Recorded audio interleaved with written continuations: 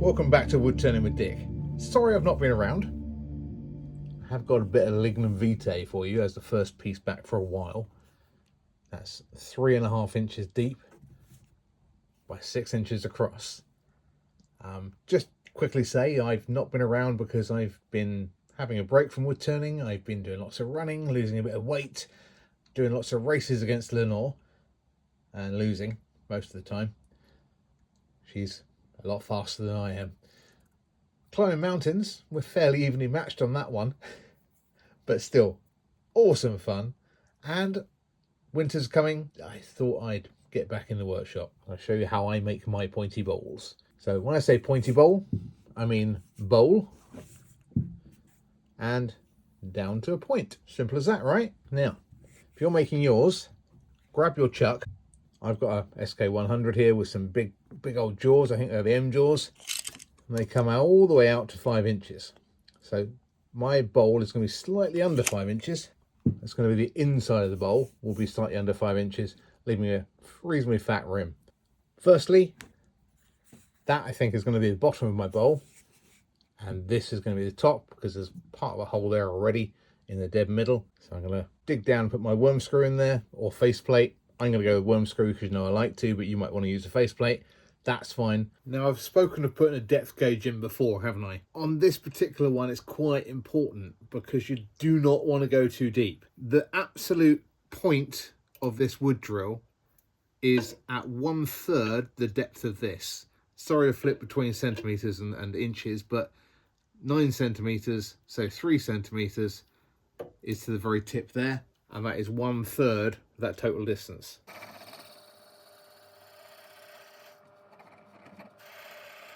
Make a chuck grip on the bottom. Now flatten that just slightly, doesn't have to be perfect, and then I'm going to put an outie chuck grip on there. I'll deal with that little crack later on. That's nothing to worry about at the moment because that'll appear further down because it's been on the pointy. Ignore me. Rambling. Right, and I might just round that because you can see it's a little bit off centre just to give me a nice balance, and I can turn it up, turn the speed up a little bit when we turn it round.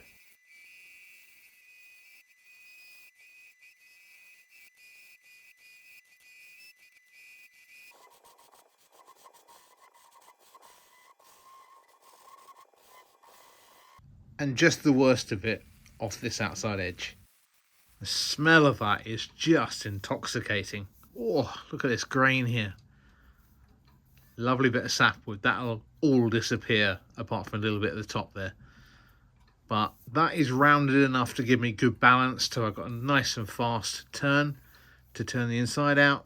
This will all come out. Ignore that. But the green, look at that. Oh, pretty, pretty. Okay. And the smell, it's intoxicatingly lovely. I love Lignum Vitae. Get a chance to use some, please do. Let's get it turned round. Now, I'm not worried about this outside edge at all. Don't touch that with the chisel because that's all going to get finished afterwards when we swap it around again. Initially now, flatten this off, start digging the bowl out, and then we'll talk about the rim.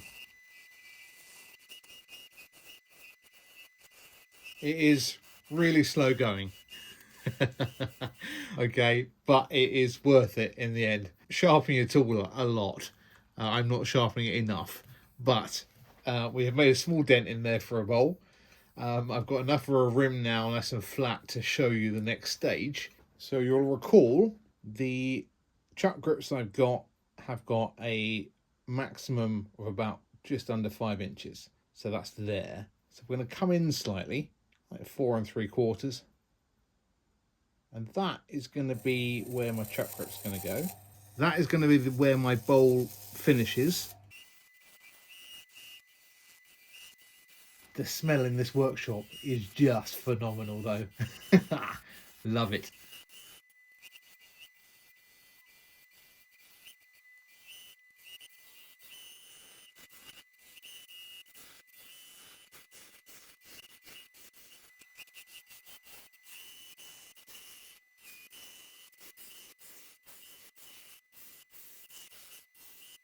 I put a very slight lip here, just a kind of a little dip, and slight graduation in that way. I've hollowed it out as far as I want to go, down to the marker. While you're hollowing it out and thinking about that bowl you're putting in, don't do it too U-shaped, because all the time you're doing it, you've got to imagine we're going down to a point here. So you can visualize as you're doing it, cutting down to a point with a dead straight line. You don't want to hit that bowl on the outside and get too thin a wall and go through. There's no real method other than watching what you're doing and doing 2/3 of the way down. So now I'm going to sand the inside there. I usually, when I'm doing it with sandpaper, I get a little lip bow over here, and if I put the chuck in second, then I don't have to worry too much, and that can bow over because I cut that out when I put the chuck grip in for the inside jaws there to expand. Lovely. Back with you when I'm putting a bit of sand and sealer on this bit here before we cut the chuck grip out. Just going to fill that little crack with a little bit of super glue. I'm just going to work that in to that crack and then top it off with a little bit of dust, working that into that crack backwards and forwards. Lovely. And top that off with another layer of glue. Give that a little while to dry, not very long. Now crack on with some more sanding. So I've just sanded that to 240 grit. You can still see some sanding lines. The crack that I had is almost completely gone, fortunately. That's rather good. And sander sealer, just getting the last bit, or finer grit sandpaper as and when I bring this down. Now, next thing is to put the chuck grip in. I've measured my chuck, it comes way out here, so I'm just going to put something in there reasonably deep, because I want to be able to hold it quite steady when I'm cutting down that edge to the very fine point, and try and get the same sort of depth that way as I would do this way. So it's basically taking the corner off. And that's it. That's my chuck grip. I'm now going to sand that.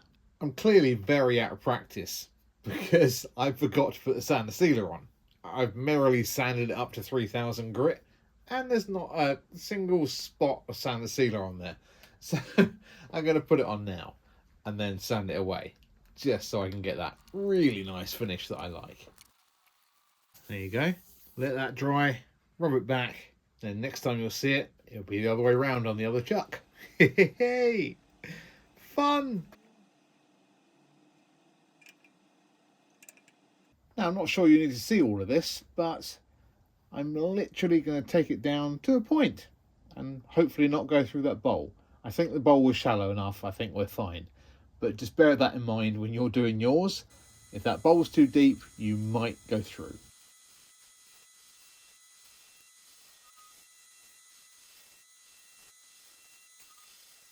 Now, if you are fearful, there's that crack again, look. Got some filling to do again. But look at that grain, it's gorgeous. And the green under the sapwood there, look at it. And all of this will turn a nice shade of green once it's had a bit of time and sunlight to it, like it all has here. Anyway, if you're worried about how thick that wall is there, you can always take it off the chuck, have a quick feel, pinch with your fingers, and get a gauge of how close you are. And if you are too close, you can always round this. It won't be great when sat on a side surface, but it might work with a little stand. A little stand. Not a terrible idea, you know.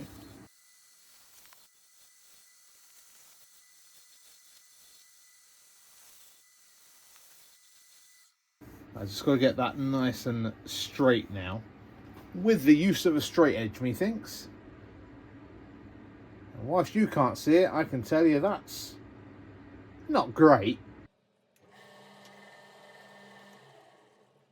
There's an idea. Let's put the rest a bit closer.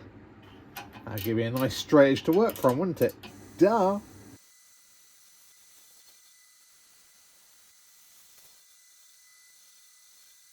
Close enough. The rest of that I'll get with sandpaper because I'm going to round this edge very slightly, just to take the sharpness away. Because right now that would cut me if I brought my finger that way. Ow! No, I'm kidding.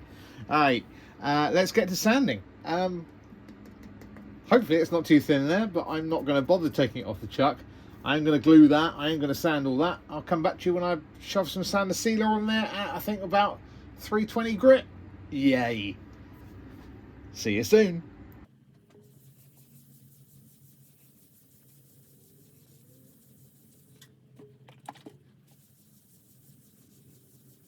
And that's a pointy bowl. And there's the little stand that I mentioned I'd make. 3 little legs. And there's the pointy bowl. As to which way round you have it, like that, which is my preference, or like that, which is, I'm not going to lie, I like that too, because you get that lovely grain. Anyway, as ever, I look forward to your comments. Laters.